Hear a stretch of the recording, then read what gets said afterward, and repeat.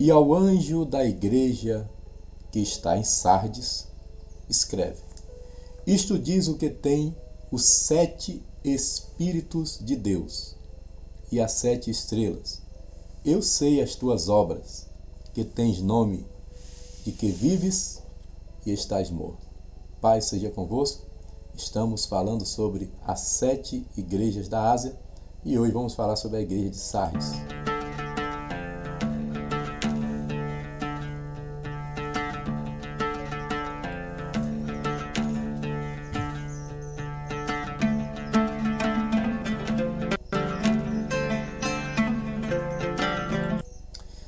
É possível uma igreja estar morta espiritualmente? É possível um pastor, um líder, um bispo, um apóstolo, o anjo da igreja estar morto?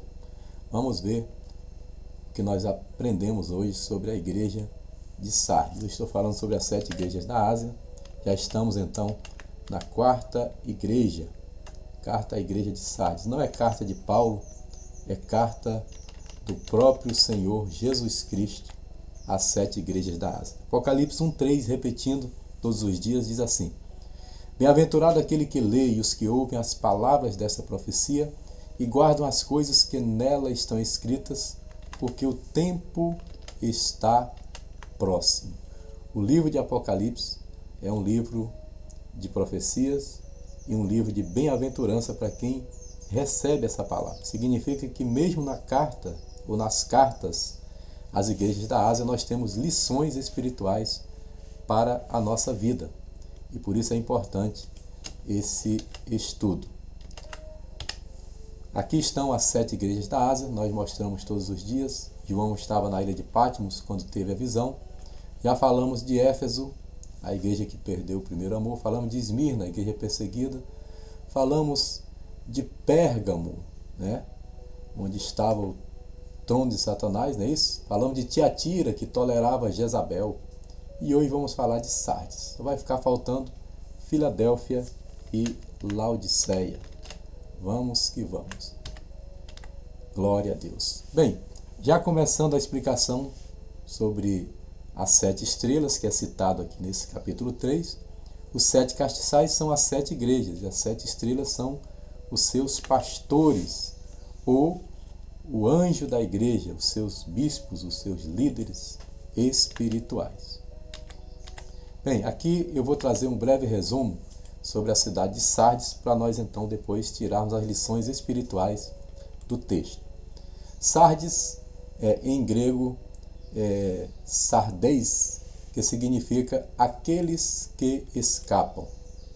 Foi a capital do antigo reino da Lídia, um reino poderoso, posteriormente uma província romana. Roma, quando começou a dominar, foi se apossando de reinos poderosos como Lídia. Era uma cidadela militar, ou seja, uma cidade construída com muralhas fortes para proteção.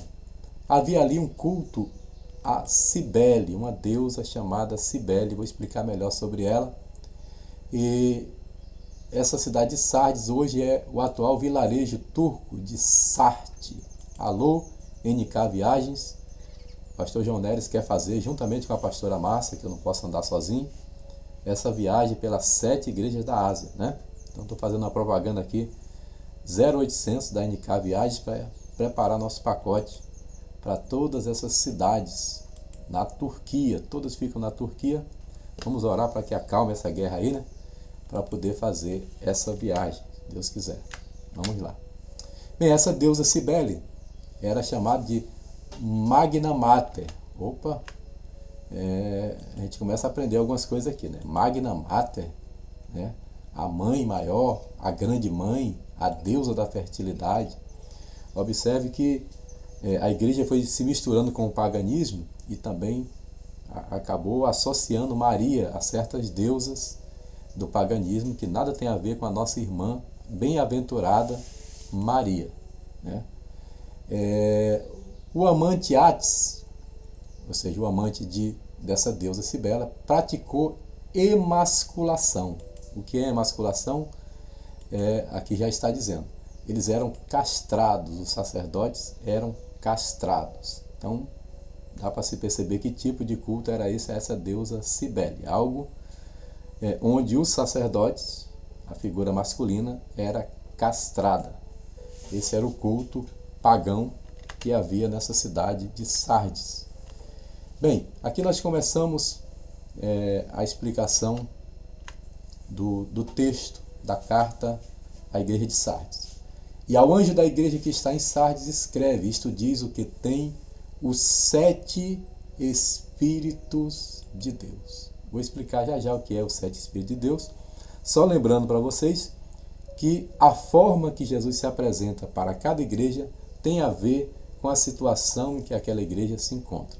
E por que 7 Espíritos? Porque vê tudo, está presente em todos os lugares, e essa igreja tem uma propaganda, uma fama de que está viva, mas está morta. Essa igreja posta coisas bonitas no Instagram, no Facebook, no Twitter, no YouTube. Ela está bombando, mas é só fachada. Por dentro ela está morta. Olha aí. 7 Espíritos de Deus, as 7 estrelas, são 7 anjos. Conheço as tuas obras. O Senhor diz isso para as 7 igrejas. Para as boas e para as más, né? Porque tem igreja que só misericórdia, né? Vamos ver. Mais à frente nós temos ainda a igreja de Filadélfia, que é uma igreja maravilhosa. Mas nós temos uma igreja que o Senhor disse que vomitaria da boca, né? E aí nós vamos falar um pouquinho sobre isso. Conheço as tuas obras, que tens o nome de que vives e estás morto. Bem, a outra lá, Laodiceia, vai estar morna. Essa aqui não está morna. Essa está morta. Morta. Os 7 Espíritos, bem, podemos entender bem essa palavra, 7 Espíritos, com o texto de Isaías, capítulo 11, versículos 2, que diz assim, Isaías 11, 2, e repousará sobre ele. Ele quem? O Messias. Isaías é profeta messiânico. Sobre ele o Espírito do Senhor. 1. Espírito de sabedoria. 2. Espírito de entendimento. 3. Espírito de conselho. 4. E de fortaleza. 5. Espírito de conhecimento. 6. E espírito de temor do Senhor. 7. Ou seja, quando a Bíblia fala de 7 Espíritos, não está se referindo necessariamente a 7 Espíritos Santos, porque só tem um, né? Só tem um Espírito Santo. Mas ele está se referindo à plenitude do Espírito Santo que está presente em todos os lugares ao mesmo tempo, porque ele é Deus, ele é onipresente. Pegou aí? Glória a Deus. Então aqui, os 7 Espíritos estão lá em Isaías. Está também em Apocalipse 5, versículo 6. Deixa eu tentar mostrar para vocês aqui. Apocalipse capítulo 5, versículo 6. Apocalipse 5, 6. Deixa eu tirar aqui e colocar aqui. Apocalipse 5, 6. Aleluia. Diz assim: e olhei, e eis que estava no meio do trono e dos 4 animais viventes, e entre os anciãos um cordeiro, como havendo sido morto, parecia que ele tinha sido morto, e tinha 7 pontas, uma, tinha 7 olhos, 2, e tinha 7 espíritos, que são os 7 espíritos de Deus enviados para toda a terra. Pegou aí? A besta é 666, a besta é homem, homem, homem, terreno, terreno, terreno, né? O dilúvio veio no ano 600 da vida de Noé. A estátua de Nabucodonosor tinha 60 côvados, ok? O 6 é o número do homem, 6 é o número da besta, 666. 6 é aquele que não conseguiu ser 7. É um número incompleto segundo a numerologia judaica. Mas Jesus, ele tem 7 pontas, 7 olhos, que são os 7 espíritos. Jesus é 777. Perfeito, perfeito, perfeito, completo, completo, completo. Teleos, teleos, teleos, de tetelestai. Obra consumada, completada. Glória a Deus. Então, O que são os 7 espíritos? Que está em Isaías. Isaías diz lá, são características, é a plenitude do Espírito Santo presente. E Jesus, na plenitude do Espírito Santo, está dizendo para a igreja de Sardes: eu conheço as tuas obras. Você disse que está vivo, mas você está morto. Você posta uma coisa na rede social, mas na verdade é outra. A realidade é outra. E eu conheço tudo porque eu sou aquele que tem os 7 Espíritos de Deus. Aleluia. E a palavra que estás morto é necros, de necrotério. Tá? Necrotério vem da palavra grego necros, o necros, que quer dizer cadáver. Cadáver, necros, essa palavra grega está aí embaixo. Mateus 23, 27, deixa eu mostrar aqui para vocês também. Eu vi o Evangelho segundo escreveu o irmão Mateus, capítulo 23, versículo 27, né? Eita, gente, isso aqui, 23, 27, é isso aí mesmo. Deixa eu tirar aqui o PowerPoint. 23, 27 de Mateus diz assim: ai de vós, escribas e fariseus hipócritas, pois que sois semelhantes aos sepulcros caiados, que por fora realmente parecem formosos, mas interiormente estão cheios de ossos de mortos e de toda imundícia. Ok? Então, Jesus fala dos fariseus. Quem eram os fariseus? Eram os religiosos que se achavam mais santos na época de Jesus. Eles diziam que se 3 pessoas fossem para o céu, 1 ou 2 pelo menos era fariseu.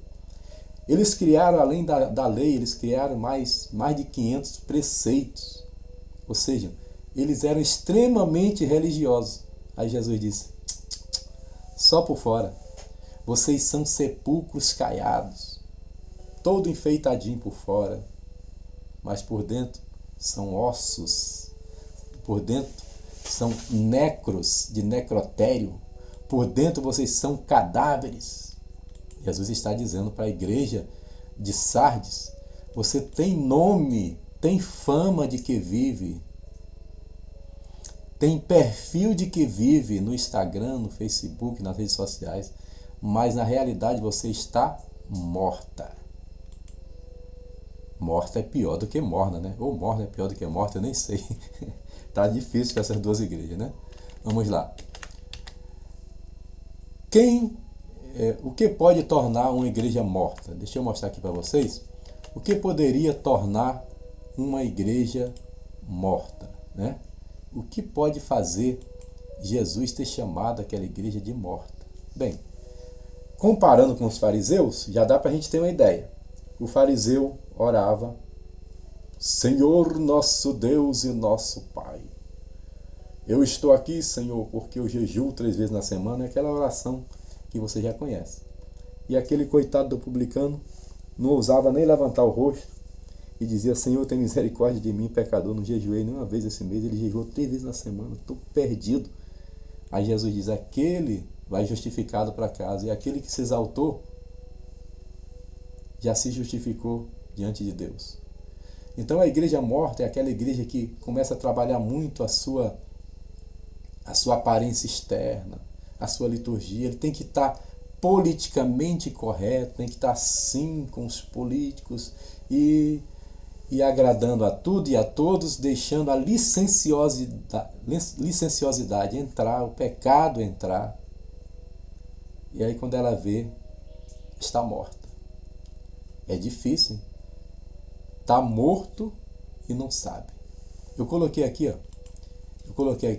velório do culpado. Conhece a história do velório do culpado? Pega essa aí. Velório do culpado. Tá? Como pode, o que pode tornar uma igreja morta ou necros, de necrotério? O velório do culpado é o seguinte: uma certa igreja em uma certa cidade, os irmãos disseram: pastor, essa igreja está horrível, essa igreja está morta. Coitado, o pastor baixou a cabeça, ficou triste, foi para casa e Deus deu a ele uma estratégia.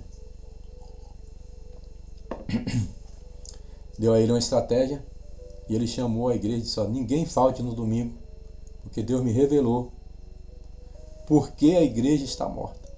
Deus me revelou quem nessa igreja está morto. E aí ele colocou um caixão próximo ao altar e mandou os irmãos fazerem uma fila. E os irmãos foram, um por um, curiosidade, né? Curiosidade matou o gato, né? E foi todo mundo um por um. Quando olhava o caixão, saía gritando, ai meu Deus, ai meu Deus, ai meu Deus. E saía gritando, chorando, porque descobriu quem era o morto da igreja. E o que é que o pastor tinha colocado naquele caixão? Um espelho. Um espelho. Então todo mundo que olhava o caixão para dentro via a si próprio e saía correndo e chorando. Assim o pastor ensinou para eles que se a igreja está morta, é porque eles estão mortos. Tem pessoas que estão mortas e cobrando de quem está vivo, né? Cobrando o que não deve. Essa é a história do velório do culpado. Bem, no versículo 2 ele diz, ser vigilante, Sardes, e confirma os restantes que estavam para morrer. Confirma os restantes que estavam para morrer, porque não achei as tuas obras perfeitas em Deus. Eu sou o sumo sacerdote que acende aí os 7 castiçais. E quando eu passei pelo teu castiçal, pastor de Sardes, eu não vi as tuas obras perfeitas em Deus. Sabe por que eu sei disso, pastor de Sardes? Sabe por que eu sei disso, igreja de Sardes? Porque eu sou aquele que tem os 7 Espíritos de Deus. Ninguém se esconde dos meus olhos. Versículo 3. Lembra-te, pois, do que tens recebido e ouvido, e guarda-o, e arrepende-te. E, se não vigiares, virei sobre ti como um ladrão, e não saberás a que hora sobre ti virei. O que significa vir como um ladrão? Bem, o ladrão, no ano passado, pulou aqui em minha casa, nos assaltou, levou celular, levou dinheiro, nos ameaçou. E por que ele conseguiu entrar? Porque ele me pegou de surpresa. Eu estava exatamente aqui, na frente do computador, porta aberta, porta da cozinha aberta, porta da varanda aberta. Minha esposa correu, se escondeu no quarto, mas fomos assaltados. O ladrão não manda uma carta, o ladrão não manda um e-mail, o ladrão não manda um WhatsApp. Alô, seu João, dia tal, tal hora, eu vou passar aí para lhe assaltar, tá? Deixa a porta aberta. Ele não manda, né? Então o Senhor está dizendo, eu venho como ladrão. Eu venho na hora que você não pensa. Então o que você tem, o pouco que tem, guarde, se arrependa, porque eu estou chegando aí. E o Senhor Jesus diz o seguinte, mas tens em Sardes, mas também tendes em Sardes, algumas poucas pessoas. Ei, irmão, sempre tem o remanescente, sempre tem os 7.000 que não dobraram os joelhos a Baal. Eu tenho aí algumas pessoas, não são muitas, algumas, que não contaminaram as suas vestes. Aleluia. Comigo andarão de branco, porque são dignas disso. Tem um grupinho aí que não se contaminou. Esse grupinho é chamado remanescente. Vai andar comigo vestido de branco. 3:5. O que vencer será vestido de vestes brancas, e de maneira nenhuma riscarei o seu nome do livro da vida. E confessarei o seu nome diante de meu Pai e diante dos seus santos anjos. Está falando de vestes brancas, porque ele, com os 7 Espíritos de Deus, ele detecta qualquer sujeira. E aquela igreja estava morta. Mas o Senhor Jesus diz que tem uns poucos que ainda resistem, que estão vivos. Quem tem ouvidos, ouça o que o Espírito diz às igrejas. Quem tem ouvidos, ouça o que o Espírito diz às igrejas. O Espírito está falando para cada igreja. Se você está numa igreja morta, provavelmente você também está morto ou está morrendo espiritualmente. Mas o Senhor Jesus é aquele que vivifica, que renova, que traz vida e vida com abundância. Há tempo de se arrepender, de ouvir o que o Espírito diz às igrejas e não ficar morto. Desperta tu que dormes, levanta-te dentre os mortos e Cristo te esclarecerá. Amanhã vamos falar sobre a penúltima igreja, Filadélfia, do antigo cantor José Carlos. Filadélfia, eu te chamei, eu te escolhi. Filadélfia, condenação não há em ti. Amanhã eu vou cantar esse hino, se é a minha voz der. Glória a Deus. Vamos lá, gente. Deus abençoe a todos. Compartilhe aí o canal do Pastor João Neres. Nós estamos rumo aos 15 mil inscritos agora. Começamos a live lendo e explicando a Bíblia Sagrada. Quando eu comecei não tinha esses passarinhos aqui. Eles tomaram conta do meu ar-condicionado. E agora se apossaram. Estão morando aqui. Olha o silêncio aí que eu estou fazendo a live, rapaz. Meu Deus. E nós tínhamos apenas 200 inscritos. Eles obedecem, né? Tinha 200 inscritos, agora estamos caminhando para os 15 mil, para a glória de Deus. Vamos terminar orando por Jerusalém e orando pelo Brasil. Senhor Deus, no nome de Jesus eu te agradeço por cada um dos teus filhos que tem nos acompanhado todas as tardes, aqueles que estão chegando agora. Que o Senhor leve essa live, esse canal, esses estudos a todas as nações da terra. Que muitos obreiros sejam alimentados, que um celeiro de missionários sejam alcançados, treinados através desse estudo da Tua Palavra. Continua conosco, Pai, nos ajuda, nos abençoa, nos fortalece, nos dá vitória. Em nome de Jesus, abençoe também a cidade de Jerusalém. Que haja paz sobre Jerusalém, prosperidade dentro dos seus muros e paz dentro dos seus palácios. Guarde e proteja o bichinho de Jacó, povozinho de Israel. Abençoe o Brasil. Tua palavra diz, abençoarei os que te abençoarem. Eu creio que nós estamos debaixo dessa promessa e todo decreto ao contrário seja anulado. Teu nome seja glorificado. Nós oramos em nome de Jesus. Amém. Se você disse amém, compartilhe essa live com mais alguém. Deus te abençoe. Paz seja convosco.